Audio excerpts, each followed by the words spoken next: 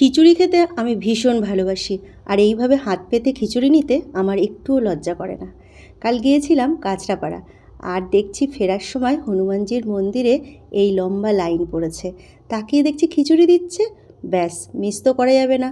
আমার তো খিচুড়ি ভীষণ প্রিয়। দাঁড়িয়ে পড়েছি লাইনে। লম্বা লাইন তাতে কি আছে, আমি লাইনে দাঁড়িয়ে খিচুড়ি নিয়ে নিই হাত পেতে, আমার কোনো লজ্জা লাগে না। আর এই যে মন্দির, চারিদিকে কত লোক, প্রত্যেকেই কিন্তু খিচুড়ি খাচ্ছে।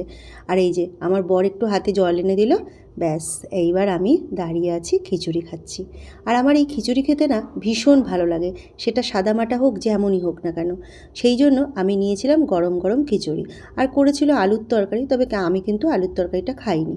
তো এই যে শুধু খিচুড়িটাই খেয়েছি, আমার শুধু খিচুড়ি খেতেই বেশ ভালো লাগে। আর এদিকে মন্দিরের পাশে কিন্তু ছোট্ট মতো করে দোকানও বসেছে, তাতে ঠাকুরের বিভিন্ন রকম সামগ্রী পাওয়া যাচ্ছে। ব্যাস খিচুড়ি খেয়ে গুটি গুটি পায়ে বাড়ি চলে এলাম, দারুণ লাগলো।